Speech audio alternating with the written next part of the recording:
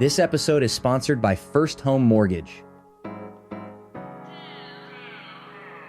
Even though I was sleeping in my car, I was one of the happiest people on earth. So it wasn't like I was desperate and I was making $5,000 a month. I was making $5,000 a month with zero bills at all. All right. When we start thinking about AI, what level of fear is appropriate? Over the next 10 years, agents are going to make more money than they've ever made. We're going to have more transactions at higher prices and less agents.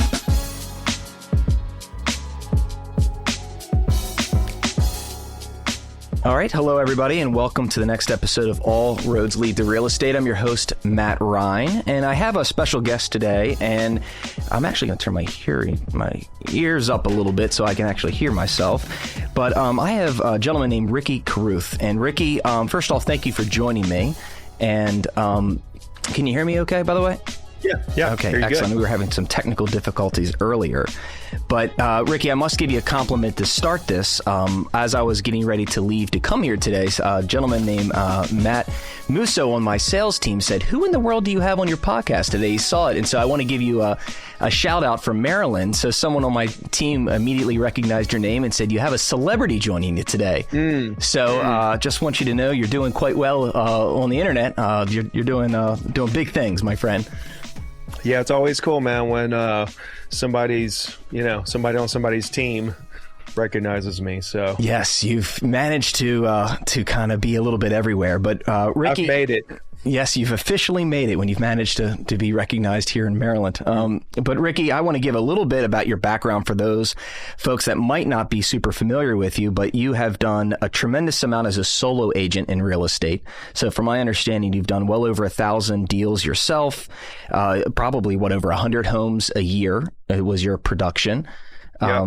And you're coaching, like this is the new avenue. It seems like your path forward, it appears. And this is what I want to get into. You've coached over 100,000 agents worldwide on your platform through your various, coaching programs. And you have, this is what's shocking to me, over 600 million social media views at this point and growing. So, I mean, it's just such impressive statistics, and especially we're going to get through a little bit about your background, but boy, you've managed to start young and kind of you failed, and just like most of us do at some point, and then you get back on it and manage to reach this level of success. So congratulations on all of that.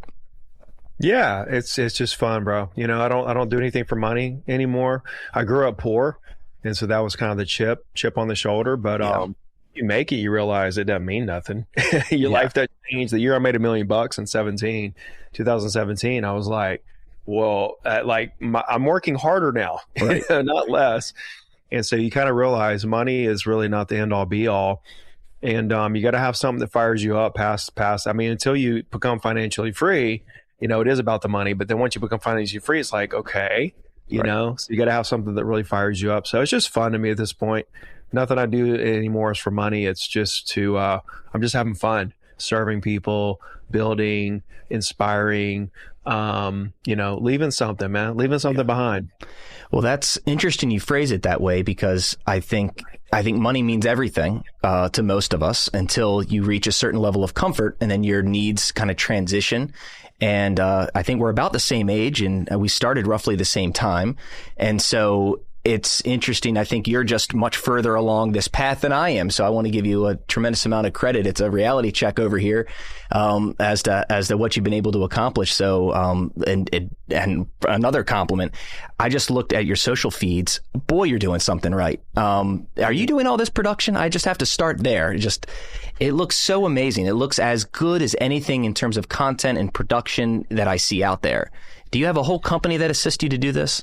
Yeah, no, I actually do it all myself. Actually, I have a guy in India. I think he's in India.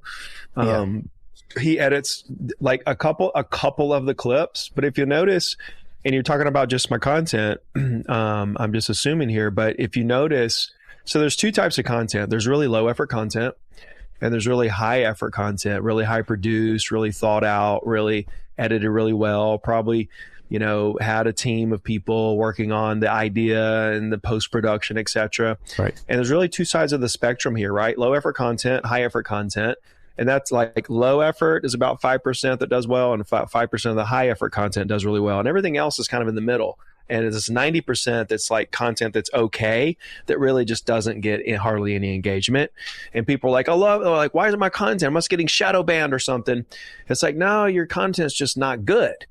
And you have to develop this skill of understanding how to create great content. What is great content? Viral content to me is content that someone has never seen or heard before. So they see it for the first time, and it's something they've never seen or heard before, and they're like, what is this? It's something new. I have to watch it. That's why you see the animal videos go viral. And in my case, the point I'm trying to get to is that I create very low effort content. A lot of my content is just, I record right off Instagram, right into my phone, with me saying my opinions into the phone, and then doing the caption on Instagram and like posting it, right? Yeah. And it goes viral. And the reason being is because I say things in a way that nobody's really ever heard before, right?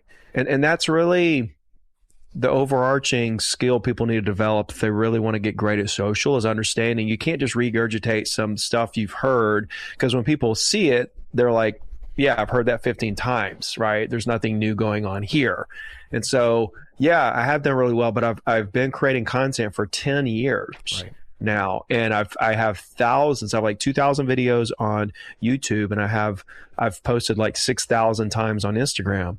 And so, with that many repetitions, if you're paying attention and you're doing your job, which is to optimize the process, I'll tell you something else. People do hire companies to help them. I've never found one that does anything good, right? I never found a company that just like makes people's brands. Like you can hire people in-house. Like you can take like a head of brand from a Gary Vee or Grant Cardone and hire them and expand your brand. But in terms of the third-party companies, I've never really found one like that actually expands someone's brand. I think that's a trap you get into. I, on the other hand, am a practitioner. Like I am actually creating the content and watching the data analytics and figuring out what works and doesn't work so that I can create more of what works. And so that's all it is, man. It's just, are you willing to put the work in to optimize? And that's just something like going back to my original statement. I just love this stuff, man. I have fun. It's fun to me. Well, when you want to have fun at something like this, I will say these are thoughts. And as I continue my process, because I'm a real estate agent, that's what I am, right? And so I'm going through this process, I think probably where you have been many years ago, where it's almost nerve-wracking to have an opinion. So how do you I know you're a coach now. So how do you get someone comfortable with having an opinion? Because anything you say, and I saw you just had something, you do news topics, right? Talking about the war that we're currently in. And it's just any opinion that you have, someone out there, no matter what it is going to disagree with you. And sometimes it disagree with you in a very strong fashion. Does that ever go through your mind that you're just going to get blown up over your opinion? Or do you have to just mentally get past that and say, I'm just going to put out the way I'm thinking as if you were in my living room right now, and that's it? Well, you get to a point where you don't care. Like I know who I am so well that I don't care what anybody thinks about me. And so I know what my intentions are to the world. I know my intentions are good.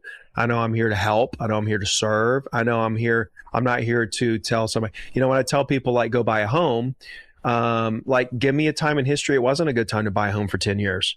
Like if you buy a home, like there's never been a 10-year period where you buy a home and 10 years later, it's not worth more money. And I tell people that aren't going to live somewhere for 5 or 10 years, like go rent for a year or two. And again, I'm not trying to create propaganda so that home prices go up because I own a bunch of homes. I don't care. If people knew how much money I would make when home prices go down, they would quit praying for home prices to go down, because people do not like to see people making money. So to your point, yes, like, I don't know, the last like 3 or 4 viral posts that I did over the past week or so got so much hate, ridiculous amounts of hate. And you get to a point where you just don't care, because you realize all of those comments really help your case. So here's something for people to think about if they're going through this. The haters are really loud. The people that love you are really quiet. And so for every hater that you have, every hate comment that you see on your post, I guarantee there are probably 1,000 people per hate comment that love you so much. But they're just quietly watching, and they maybe didn't even hit the like button, but they just loved what you just said, but you'll never know it because they're never going to say anything. So what you got to realize, and this is what I learned as an agent, filtering through the population to find clients, is that 20 to 30% of the population, regardless of who you are, is going to love you forever. And the 70% who either don't like you, or they have another agent, or they have another thing, or they just are distracted by something else, right? But 20 to 30% of the population are going to love you. It becomes a game of, can you stomach the 70% who don't like you to get to the 20 to 30% who do? And 20 to 30% is a big, big number. So then it's just a game of how many people can you get in front of to grow that 20 to 30% to the moon. So yeah, it's again, it's fun. Yeah. Well, it's fun because I think you have that perspective. And I would say, just having spoken to you here for 10 minutes, I think you have clarity on who you are. And I think that's why you're able to reach people. And it's probably meaningful and impactful because most of the people that I talk to that are afraid to get started. So as a coach, one of the first questions I'd have is I've had people come to me asking for coaching. And I have my head down in production, and I don't want to keep my eyes off the prize, so to speak. And as someone that is now coaching, I mean, is it really difficult at this point to try to do all the things, or have you started to identify that your strength or your passion is now going to be social media, coaching, growing that side of the business, or you still want to be in production individually? Or no. I sold my last listing in 22. Okay. Right. So in 16, I started the coaching. And that was basically the beginning of the first year I made $1 million. And think about the path, right? So I get in 02, I made $1 million before I'm 23. I lose it all in the crash. I go back to roofing houses, worked on an oil rig, was sleeping in my car. I come back. So I get out of the business for 3 years. I come back in 2008. I work my way to the top. 6 years later, I sell 100 properties. So imagine this, dude, like a lot of coaches, and then kudos to them. I'm not talking down on them, right? But it's just a fact. A lot of coaches that coach agents and even other industries and stuff, they'll come in, they've had a license for 2 years, they've sold 19 properties, sure, and they're selling courses for $500 or something, right? And go, I support you. I'm not talking down on you for that. But I am saying that's not how I did it. I came in, I made $1 million, I lost $1 million, came back, made it to the top, number one in my entire MLS for 8 years in a row, number one RE/MAX agent in the state of Alabama. 3 years of selling 100 properties, right? After all that, 3 consecutive years before I even thought about trying to teach somebody something. And so in 16, I started coaching and did it for free for 7 years, totally free. And 5 years into it, in 22, that's when I retired from sales because let's face it, man, when you get to $1 million as an agent, you're in very high demand. It's a very high demand career. You're getting pulled all over the place. Right. You really, even if you have a team, it's still not, I dabbled in that for a second. It's not what it's all cracked up to be. And I wanted to spend more time with my daughter. My daughter's 6 years old. When she was 2, whenever I retired from sales, she was 1 or 2. And I didn't have to, dude. I made $10 million as an agent, and I invested very wisely. I did not have to do that anymore. And we're not going to live but for so long. So I retired from sales so I could work right here in my home office, creating content, coaching agents, inspiring the world, and actually have a bigger, create a bigger impact than just being an agent. I'm doing more with less. As an agent, I'm helping homeowners around here locally. As a coach, from the comfort of my own home, I'm able to literally impact millions of people around the world. So I've through my life, I've really tried to find ways I could hack the system in a way that I could do more in less time, do more, period. It's like when I got a license, I went to 4 different colleges in 2 years, failed a history class. And I was like, okay, I can either keep doing the college thing for 10 years and become a doctor or lawyer, or I can just take one class and become an agent and have the exact same opportunities. ding, ding, ding. I think I'll go with this route. So I've always kind of tried to make the decisions to go bigger, faster. And this becoming a coach. Now, a lot of agents who get to a mill, they want to do what I did. They want to build this big brand and start coaching and like build a personal brand. Dude, I own pieces of companies, that reached out to me and said, listen, you can have equity. Just be a part of what we're doing. Like those companies are collectively worth 300 million right now and growing, because I have a brand, right? And so the brand, dude, building a brand, it's the gift that keeps on giving, man. I went down to one of my coaches. So I spent a lot of money on coaches myself. I've hit 10 cities this year already, conferences, kickoff conferences for brokers. I spoke at R4 for RE/MAX. I spoke at the agency summit or the forum down in Fort Lauderdale, Homes of Idaho, Carolina One, CIC. I did 10 of them this year already. And like, as I'm traveling, right. And as I'm going around all these conferences, I'm thinking to myself, like, okay. And I go down to see one of my coaches. And as I'm going down there, this dude calls me. He's like, I see you're coming down here. Like, I have this podcast, like in Tampa, would you come on? Like, I speak to like kids, like that are thinking about going to college. I'm like, absolutely. I'm going to do that. He's like, you can stay in my condo while you're down here. It's $1 million condo downtown, Tampa.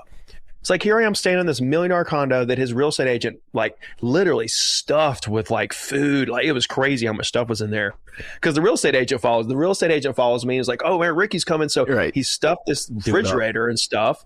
So like, I'm telling you, like, because I had a brand, I literally got to stay in a dude's condo that's literally worth like $100 million. This dude, I did not realize it. This dude is a baller. You just said $100 million condo? No. It's a $1 million condo. Okay. The dude's worth like $100 million. Oh, okay. No, it's a $1 million condo. The dude's worth like $100 million. Got it. That makes sense. Like he pulls up in this Rolls Royce SUV, and I was like, and I looked over. I was like, because he says he's gonna pick me up. I looked over, and I looked away because I was like, yeah, whatever. Like that's some real crazy rich guy. And the window rolled down. He's like, Rick. I was like, oh my gosh, I'm fixing to hop in this thing. And my point I'm trying to make is that having a brand, building a brand, has helped me build a multi-million-dollar real estate coaching business. It's helped me gain equity in these companies. It was given to me to help consult and grow these brands. And it's a gift that keeps on giving, man. Like people, when you do good into the world, man, when you do good and you help people and your intentions are real behind what you're doing, it's amazing the things that just come to you, and the life that you start to live. But it all starts with you. Like you have to be that person. That's the thing about social. I think it exaggerates who we really are. If we're inconsistent, like people say, I'm going to go to the gym, and then they don't. People say, I'm going to make calls, and they don't make calls. They say they're going to eat a salad and eat salad. And I'm going to post on social. They don't post on social. Like social exposes who you are. If you're a dependable, consistent, hardworking, honest person, it'll show up. You can go to somebody's social media and see it. You can see they're posting consistently, which means they're consistent, dependable. You can see what they're talking about. You can back those facts up. Like you can literally see who they are. And that's what's super interesting. So I think people just see my profile and they're like, that's a hardworking, honest, professional, dependable, consistent person. And that's somebody we can get behind, so that I think that's how people should use social. Like this is an extension of who I am. And let whoever you are, like become the person, of course, but then once you become the person, right, then let it shine. Well, it is, it's refreshing to hear all of that. And I could tell you speak on it a lot because you're so eloquent in the way you just laid it out there. And it sounds so straightforward. I wouldn't correct anything you just said. But what I would say as someone who has also had many coaches, saying it, and I understand it, I know enough, I would say at this point in my career, I could probably at least fake being a good coach. However, I don't do half the things you just said because of the demons that lie within my head. And I want to know, when you deal with folks at different production levels, I'm sure you've helped agents that haven't sold a home. Are they getting into the business? You've probably helped people at middle tiers of production, and then probably folks at the very top. And what are the consistencies you see between the mindset? Because I think most of it, if not all of it, maybe even starts, and I don't know if it ends at the mindset, but it's certainly, that's where it all begins. Do you see commonalities between people that you just can speak to and just go, that's going to be challenging for that person to ever make it in this business? Does that make sense? Are there commonalities when you're like the themes? No, there's really not. There's really not. There's really not. Right. And I know that's not the answer you're looking for, but it's the truth. And here it is. I stopped trying to figure out who's going to win and not a long time ago, because there would be agents that would come to the business and I would talk to them. And I'd be like, oh my gosh, they are going to crush it. Right. Like, this is like they got it all. They like looked the part, they found the part, all of it. Everything, dude. Like their background, like who they know, like what they're saying and what they understand. And I'm like, they're going to crush it. And they come in and they sell one property in 9 months and quit. I've seen it so many times. And then you have people, we literally had this dude start one time. And you know that movie, Honey, I Shrunk the Kids? Oh, yeah. It's a good one. So this dude came in and looked just like the dad. Sure. And like he came in and like goofy, like just from head to toe, just everything. Personally, I was like, this dude is never going to sell anything. Never going to sell anything. That guy came in and listed 30 properties in his first month. Wow. Month. It was for sale by owners. He listed every single for sale by owner and literally got it for the right commission. I'm like, what did he tell them? Like, what is he doing over there? And now he's one of the biggest commercial brokers. This was like 15 years ago or something. Now he's one of the biggest commercial brokers. He became one of the biggest commercial brokers pretty shortly after he got out of residential and started doing commercial. But like, my point is like, I've seen some of the like most promising people fall on their face, and the most unsuspecting, winners come in and just absolutely crush it. And it got to a point where I was like, you know what? I'm not even going to try to call it anymore. Like, I literally cannot tell you, because I've seen it. I've seen this story over and over and over again, and I've never been able to like, yeah, I get it right sometimes, but like, that's just because I got lucky. I'm telling you, like, there's not, and this is what's so crazy about real estate and why so many agents fail in this business, because there is this little bit of an it factor, and nobody really knows what it is. And like, you could have it all and still come in and fall on your face, and then you could come in and honestly, for me personally, it was a matter of, I knew for a fact 1,000,000% that I was going to crush it. It was never like a split second doubt in my mind whatsoever for even a moment. And like, it took me 15 years to get to $1 million a year. Like, I lost everything in the middle of all that. I was sleeping in my car. I came back in 2008, climbed my way back to the top, 6 years of really grinding my face off 50 hours a week and all that stuff, without social media, without Zillow, without Facebook, without DocuSign. We didn't have DocuSign. We had a fax all our time. Like, we barely is that had out of desperation, or is that out of confidence though? Because you're in your 20s at that point, right? Confidence.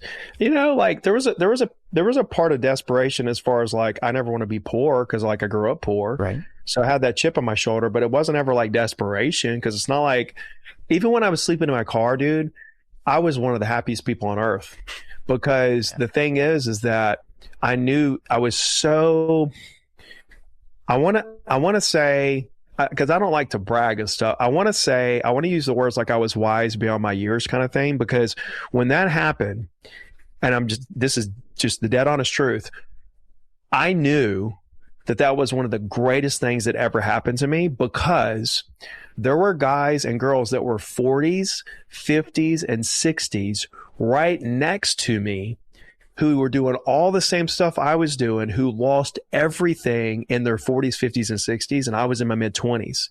And at the time, I was bright enough. I'm definitely not the brightest crayon in the box, but I was bright enough to recognize the fact that I was starting over in my 20s instead of my 50s, and that this moment was going to teach me what I needed to learn to make sure I didn't lose everything in my 50s, right, and that I could build a moat, like a financial moat around my life in a way where I would never not be free. So like I knew, and I thank God every day that during the moment, I was one of the happiest people on earth because of the anticipation of what I knew was going to come to my life out of that moment, you know? So, I mean, that's, no, it wasn't, it wasn't desperation. Even though I was sleeping in my car, I was one of the happiest people on earth. So it wasn't like I was desperate, because I went and worked on a oil rig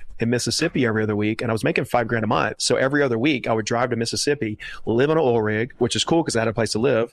And then on the weeks off, I would come home and whatever, and I was making $5,000 a month. I was making $5,000 a month with zero bills at all. Right. And so it's not like I was like desperate. I just knew I was destined to, I'll give you something. When I was 10 years old, you'll love this, I had a premonition that I would kind of like remove myself from society and like spend time developing myself into something great, become really great at something, take that something and make a lot of money doing it, and then turn around. Like, this is a 3-phase thing, right? Learn something, make a lot of money doing it, and like learn it by myself, you know, or like, you know, study, but like focusing on me, being kind of greedy, like how can I learn how to do stuff, and then being greedy with how can I make a lot of money with doing that, then take all the money that I made and turn around and help people and change the world.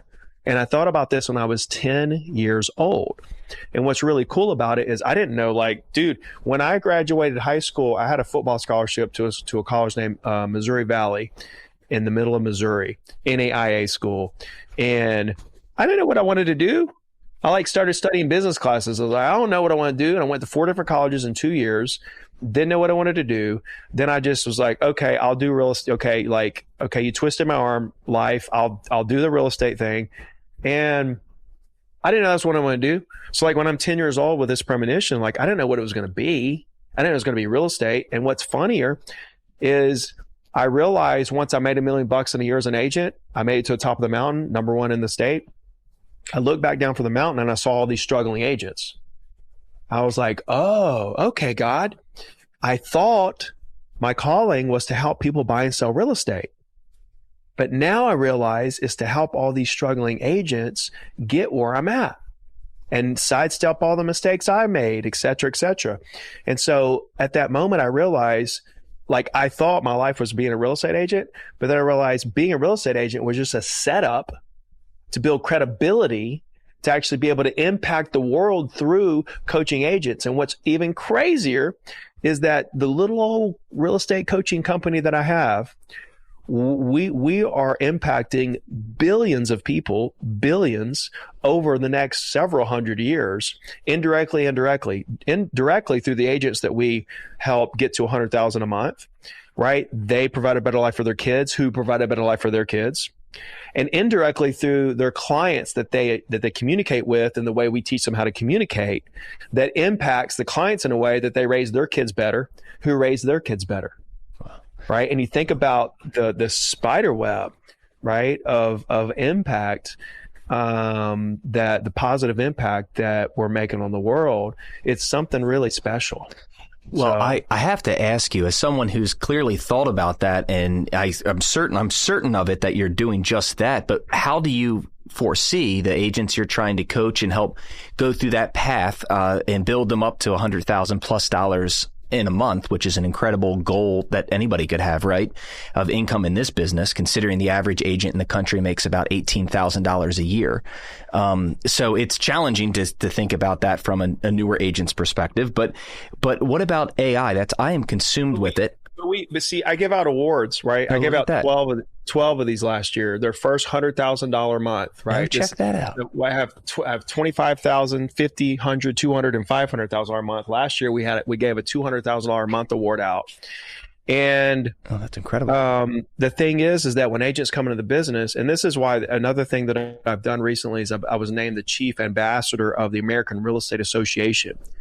And my goal with that is really simple. I want to hit agents in the pre-licensing stage before they even get licensed to help them learn what to expect when they get into the business from the business perspective of the industry, outside of the definitions they learn in pre-license, outside of the Civil Rights Act and how to figure out how many square feet are in a acre, right. What all the things that they learn, which is needed and helpful, but we're not teaching them how to run business. And so, yes, when you say, like the average income of an agent is whatever it is, and 100,000 looks like whatever. No. It's taking it out of context. Anybody can build their business, their real estate business, up to $100,000 a month. Anybody. It's so easy. The problem is, and why a lot of people don't do it, is because it takes so long. And they're not willing to do the little things every day that compound into the $100,000 months. But it is very simple. So that's something I do relay that to the students in a way, and articulate it in a way that they do understand how simple this really is, right. And that the $100,000 a month is arbitrary. It literally means nothing. Like, that's not really the goal. Because here's the thing, man. Money is so beneath us. When you reach that level, you realize money didn't really mean as much as you thought it did. Right? And this whole time you were chasing something, money, which is so beneath you, and you kind of start to have an icky feeling, honestly, to tell you the truth. But then you got to have something that fires you up even more, which is where the philanthropy and the charity work and the coaching agents and all these other things kind of come into mind. But no, I just want to make a point. Like, well, I mean, Gary Keller has similar philosophy. It's very, very simple. It's not that it's easy. That's his philosophy. It's very simple. It's very straightforward. You can discuss it, but it's not easy because of repetition. I know Keller, I don't know how much you've interacted with him or listened to his stuff, but Gary's been promoting and been a coach for many years, obviously. And so he describes consistency in real estate as exceptionally boring. It's routine based, and he describes it as the reason most folks fail. It's not that it's not something that they can't do. It's that it's really difficult to wake up and hit repeat and be consistent. And that's really, really difficult. I think what makes it difficult, and this is where I come in and can kind of finish that idea, and that is that most people can't do the day-to-day because they don't have clarity that the day-to-day that they're engaging in is going to get them where they want to be. Yeah. I give agents real clarity on what they're doing day-to-day is going to get them where they want to be if they keep doing it. And because they have clarity that it's going to get them to the top of the mountain, that's what keeps them in the game longer. And if you don't provide agents that clarity, this is when they start jumping around from thing to thing to thing. And then they get lost in the shuffle. They become a master of nothing, and they end up quitting the business because their bills pile up. Right. But yeah, clarity on what you're doing day to day is going to get you where you want to be in the next 3 to 5 years is literally the key to the castle. Right. Well, explain this. This is what I was alluding to, because I think you probably have a very good perspective on this, or I would assume you do, because of all the people you interact with. What have you heard? What would you say? How would you help someone like myself kind of not jump off the bridge here? When we start thinking about AI and how AI is going to revolutionize most industries, right? Certainly ours in real estate is not immune from this. So what have you seen and heard from others that are at the top of the food chain here that are probably in these boardrooms making these conversations, having these conversations and making decisions? What level of fear is appropriate? And then how does someone prepare themselves, whether they're already have $1 million business or they're starting? Like, what do you tell people when they have these fears or if they bring them up, or is it not something you talk about on a consistent basis yet? I'm going to go back to something that you asked me earlier about this. What's the common theme or what's the common characteristic of these top producers versus the low producers? And I do want to say something to that. And that is this: over the next 10 years, agents are going to make more money than they've ever made. We're going to have more transactions at higher prices and less agents. Okay. The gap between agents that are selling and not selling is going to continue to get worse and worse and worse. 71% of agents right now don't have a listing. They're not doing any deals. 10 years ago, 82% of agents had at least 2 listings. Right. Right. It's crazy how how the direction of this is going. So I say all that to say this: the top 10% are going to be the ones who make all this money. We have more Gen Z, the 30-something-year-olds are like almost unprecedented. We haven't seen it since the baby boomers, like 30, 40, 50, 60 years ago, okay? As far as how many 30-something-year-olds are in the country right now, dying to own a home, by the way. 90-something% say they want to own a home. Wow. Okay. The sellers that are sitting on low rates that haven't sold yet, that want to, they just can't quite pull the trigger on higher rates. They want to sell. The sheer existence of homes in America is at an all-time high. We just hit 31 consecutive months of year-over-year home prices. Okay. Dude, all of this is lining up perfectly for more transactions over the next 10 years at higher prices. And by the way, commissions aren't going to go down. They haven't went down in 24 years that I've been in the business. They haven't went down. The 2 years since the lawsuit was settled, they've done nothing but go up. Yeah, they went up. NAR just announced it was higher this year than last. Yes. And so you're fact checking me. And then on top of that, with there being fewer active agents in the future, I believe those agents are going to be able to demand more. I think commissions actually have a chance to go higher for the more professional agents. Okay. So with all that being said, I don't know what the agent count's going to do. We may still be sitting around 2 million licensed agents, especially if the barrier to entry is one class. Right. You know, I think you'll always have a lot of agents, but the agents who are actually selling, I think that number is going to continue to dwindle, which means that all this money that agents are going to make, there's going to be more commissions paid out than ever, are going to go to the top 10%. So to go back to your question about, you know, what do you see across the board with people who are crushing it versus not crushing it? What is the one thing? I do want to mention this, that I believe that top 10% have this internal instinct and ability to visualize and spot opportunities regardless of anything happening in the market. I think that's the difference in the 90% who literally will not sell anything over the next decade, and the 10% who will make more, like there's going to be a bigger commission pool and fewer agents. Like, I want you to visualize this, right? Oh, yeah. The income per active agent is going to be insane over the next decade. Okay. And I'm coming back to the AI. I'm just, this is a long-winded, I have to paint this picture for you.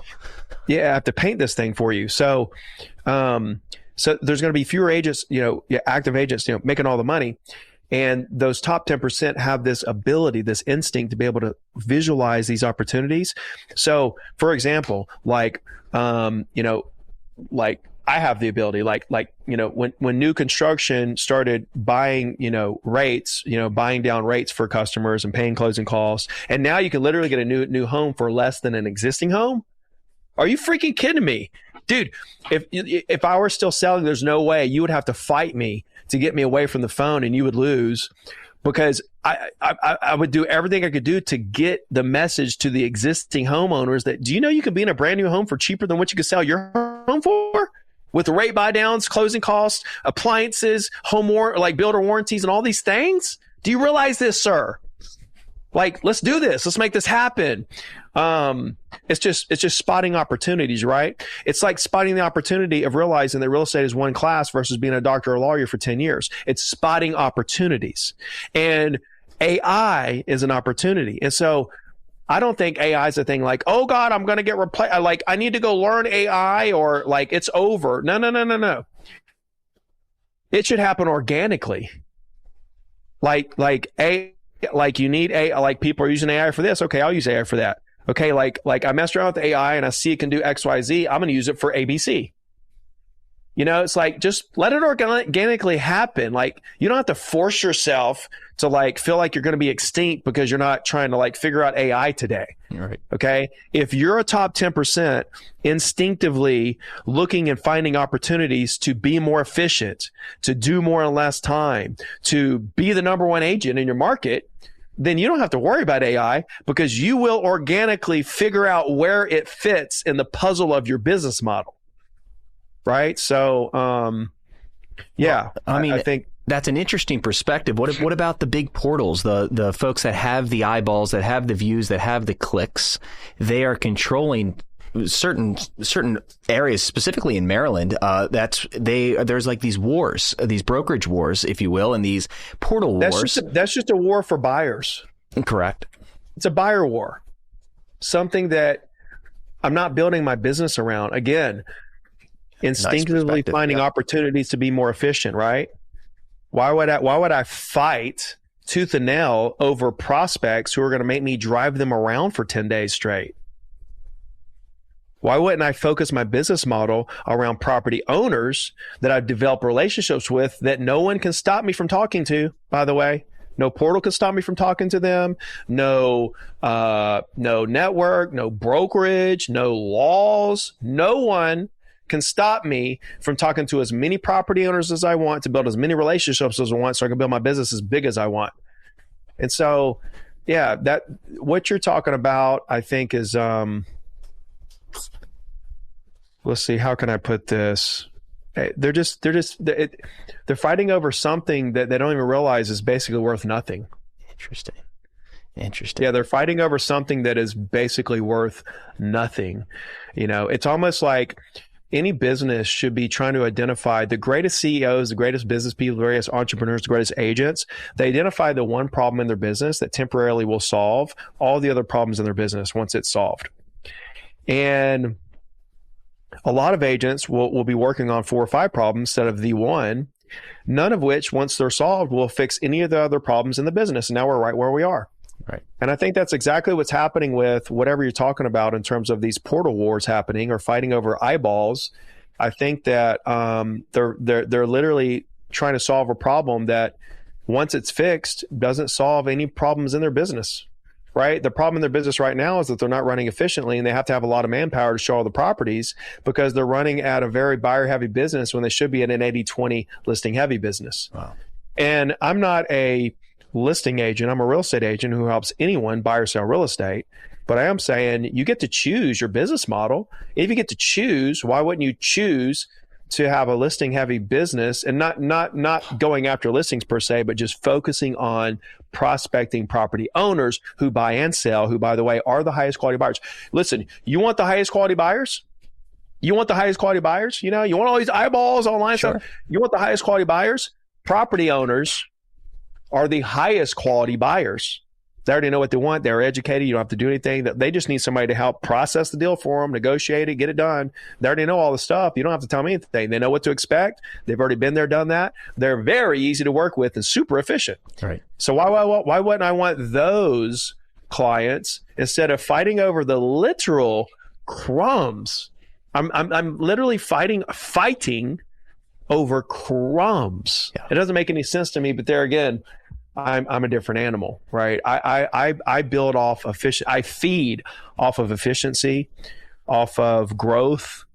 There's no ego. There's no, none of that happening here. I'm just trying to serve people and build a really big business. And I think that what you're talking about is a good way to build, not necessarily small business, because they probably have really big businesses, but man, do they have a lot of expenses. I bet their margins are, single digits. Margins are tough, but the leads, obviously, most of these leads that are bought and sold, the vast majority are all on the buyer side. That's typically what I see. Yeah. And the listing businesses are much more challenging to build. And you just mentioned a word called prospecting. I don't think people understand what that word is. Do you have to define that word for people? Because I think that is... I can't define it. So lead gen, agents think lead gen, the purpose of lead gen is to get data. It's not. The purpose of lead gen is to create a conversation with the exact people you want to do business with at the velocity that you want to build your business. Enough conversations so you can build your business at the velocity you desire. If your lead gen activity is not creating real conversations with the prospects you want to do business with, then you need to tweak it or get rid of it. Right. Only one or two options there, right? And then the actual prospecting, talking, the conversation, people think that the purpose of that conversation is to set an appointment or to close a deal or to handle objections or to get them to do something. No, it's not.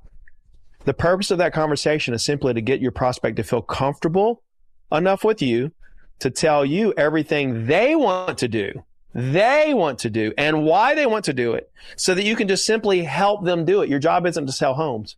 Your job is to help people do whatever it is they want to already do for their reasons. Your job is to actually figure out what that is. You can help them do it, regardless if it's to sell in 5 years, right, or sell next week, or buy in a year, or help their cousin do this, or whatever the case may be. And that's kind of the problem that agents run into. They think that lead gen is just to collect data, and they think that prospecting is to set appointments, when in fact, those are the exact ways to get prospects to run, not walk, run away from you and ghost you forever. Yeah. God. So, I mean, how do you go through? So if someone is inspired by this, which I actually am as well, how do they go about learning your way of your philosophy, whether they're new, whether they're experienced? Is it through your program on Zero to Diamond? Is that the best way? How do people get started? Zero to Diamond.com is good. Yeah. Zero to Diamond.com is good. I've got a masterclass there, how to get to 100,000 a month. They can go to zerotodiamond.com. There's a $100,000 a month masterclass they can watch, right? And if they were inspired by that, they can set up a call to take a look at the coaching program. Yeah, absolutely. So do you do one-on-one coaching, group coaching? What are your different routes? It's a mix, okay. Right? So what I did with the coaching program is I combined every aspect of a coaching program. So everybody wants one-on-one, they want group, they want community, they want in-person. So part of it is you come to where I live in Orange Beach, Alabama, and I do in-person workshops for anybody in the coaching program. We have a back end, we have all the replays, we have all the system, so the ZTD system. Right. So man, I have like a guy joined 2 weeks ago, Daniel, and 2 weeks ago, he's already had 8 owners call him, reaching out to him, and he has set 2 appointments. And this was Monday when I talked to him, so I'm sure he got a listing or something out of that. But he's been in the program 2 weeks, and we've already had inbound sellers calling him, not off ads, not off social media. We don't do any of that stuff. I do preach organic social, and I do preach like running ads like around listings and things like that. Like I think all that is super beneficial, but that's not like how I get leads. That's just marketing, right? That's just collecting data. Right. Lead gen is creating conversations. And so what we do is we make the exact people you want to do business with call you. So you come in and like hate cold calls or whatever. It doesn't matter. Like what we do works for everyone across the board. So yeah. There was something you said earlier, and then I lost it in the middle of the last answer. And I thought, man, I really want to say this, but then I kind of got lost in translation there. But I'm sure it'll hit me. Yeah. It was about prospecting. You said something right before you said you have to describe prospecting to people. Well, I just wanted you to go down that rabbit hole because a lot of agents have a challenge. This is the folks that I talk to, which is far fewer than yours, but I talk to people that are very much, I refer to them as marketing based, which is they put their stuff out there, but they're not actively doing anything. My understanding of prospecting is when you have an involvement where you are picking up the phone rather than I'm waiting to receive a call. And it's like there's been coaches that say, your phone actually does outbound phone calls too, right? It doesn't just ring. And I don't know if that's a consistent challenge you have. It sounds like your model very much preaches an action, which is something that you can own and do yourself as an agent. Rather, the way we do it, man, it doesn't matter what the market's doing, right? We're not dependent on Zillow or Facebook or YouTube or even team leaders, or we're not depending on anybody to give us leads, how many leads we want, at the price we want it, who the leads are. When you're doing inbound, you're right. You just sit there and you get inbound call. Like it's no work up front, right? But you're paying the most amount of money for the lowest quality leads. That's why I don't understand the guys fighting over that stuff up there, because it's the most expensive leads for the lowest quality. Right. If someone else dictates your business, they can turn it off at some point. That's what I'm saying. Yeah. But when you build it through outbound, right? You control who you're calling, who the clients are going to be, how many you get, and what the price is, and what's cool. But there's a lot of work up front. So that's the difference. People don't do it. There's a lot of work up front. But what if there was a way to combine the best of both worlds, where there's no work up front, but you get the highest quality leads, exactly who you want, for the price that you want, the cheapest price. Yeah. That's what I created, right? That's what I created. And we do that through a lot of different, like a couple different, avenues. Right. So, again, it's just like hacking the system. How can we be more efficient? How can I create something that everybody can do? Right. But my point was, with the coaching program was to have every single aspect of a coaching program somebody would want, put it all in one package, and then charge less than a commission for it. Right. And so that's what I did. Well, that's brilliant. I wish I had gone into coaching earlier in my career. I did not. I refused. I knew so much, right? I was in my 20s. Me too. But that was one of the biggest mistakes I ever made. Exactly. Because now I have 3 coaches. I've paid like $300,000 in coaching fees over the last 2 years, and it's changed my entire life. Yeah, and not all coaches are the same. That's the fact. You have to. I think you have to. Most have some version of value, but you have to connect to the coach to want to listen to their brand. Because I could listen to you and probably continue to be more successful and learn and grow. But if you there's a million coaches, right? You just have to find the one that speaks to you. That you feel inspired by. That you feel you know a little bit of you resonates with what they're saying. And I think it's going through that experience, and it's like a therapist. If you had a therapist that was horrible, you're going to say therapy sucks, right? And you get a great therapist one day, you cycle through a few, it'll change your life. Right. That's absolutely true. You're going to have coaching programs that are duds for you. Yes. And the same coaching program helped people make millions. Right. You know, and then the next program you do, there were people that it didn't work for, but then you make millions off of that one. So you're absolutely right. It's a crapshoot sometimes, and that's why you just go with your gut with the coach that you feel like you resonate the best with, and then let the chips fall. Like if it ends up being a dud, it ends up being a dud. Right. Trust me, I've spent the money I've spent on dud coaching programs is probably absurd, but I'm net positive though, because of the massive amount of value I've gotten from the winners. Right. So, yeah. Well, and one thing I'd say based on the model you just presented, and I'm sure you've heard this, and what is crazy to me, I'm getting calls for AI companies that are AI voice related. Have you ever heard these folks yet? That make calls, and they're not quite, but they're almost indistinguishable from a human. Yeah. And I think in 2 years, they will probably be as good or better than a human, is my concern. And then that's your prospecting. And then you get that into a massive billion-dollar company that's competing against a little agent in whatever state or town you're in. That is one of the concerns that I've heard consistently from people that are reading up on this stuff. What's the concern, though? Well, there could be 10,000 AI bots that, I know Elon is doing a bot right now. He wants to replace all telemarketers and all inbound, like if you call a Verizon or Comcast or any of these companies, that within 2 years, he wants to replace all of them. So anyone that's virtual, if you're using a mouse or a phone or a keyboard, he wants to replace you. Yeah. And so that if that's the truth, then that can concern most people, because what we do is face to face oftentimes. But I mean, walk me through the concern though. What's the concern? Are you talking about for agents, or are you talking about for unemployment with all these people being unemployed? When I think about it, well, I think everyone's going to be affected, but I think as an agent, when I think about people that are prospecting based, anything, but our competition will no longer be another agent in my city or town doing the activities you just suggested. I might be going against an Amazon or a Zillow or these other large multi-billion-dollar platforms. But here's the thing, though, right? The people that are worried about that will be the 90% who are not selling anything. That's the difference. The people that are worried about this, the agents that are worried about this, that's a surefire sign that you're probably not going to be in that top 10%.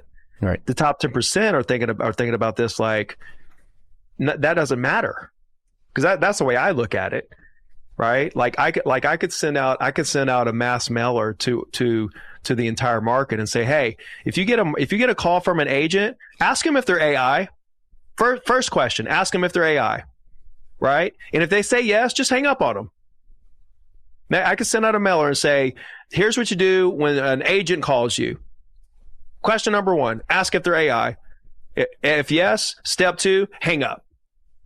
And just make it funny. Put out content about it, etc. And say, hey, listen, when that, and then step 3, call me. So step 1, ask them if they're AI. Step 2, hang up. Step 3, call this number, and it's me. Right. So dude, I just came up with that off the top of my head. 2 seconds in. Yeah. There's so many things that I would do to take advantage of that situation when 90% of agents are going to think like you just said, and literally run for the hills and wonder, what am I going to do? Yeah. The top 10%, again, have an instinct around where's the opportunity within this right. that I can take advantage. Right. And that's just who I am. And so that's what I'm telling you. Then this is why I said it. 90% do not have that instinct, and they will be gone. Right. And the 10% who do, dude, like, get me in a room. Like, I literally came up with that in 60 seconds. Get me in a room and let's spitball for like an hour or two. Right. Bro, like, we'll literally take over the whole freaking market with the ideas that will come out of that. So, well, that's the opportunity that we all have in front of us to take it and run with it. I think we all need the help. So, I mean, I'm going to end it on that. I don't want to keep you hostage here too long, but Ricky, this has been enlightening, I would say. I like your brand of enthusiasm and confidence, and I encourage everybody to check you out. Zero to Diamond sounds like a great program. I love the fact you have a ton of coaching for free that's available. So it's not all behind a paywall. So you can certainly get to hear Ricky and his point of view and be inspired and learn and all that. And I guess take it from there in the event that you want to deepen the learning opportunity, right? That's it, man. I appreciate you having me on, and I answer all my Instagram messages personally as well. So if anybody needs anything or has a question or anything I can do to help, anybody, feel free to reach out there as well. All right. Well, thank you, Ricky, so much for joining me, and I will look forward to checking out your content on a consistent basis. So I appreciate you. And big thank you to our sponsor, First Home Mortgage. You can check them out at firsthome.com.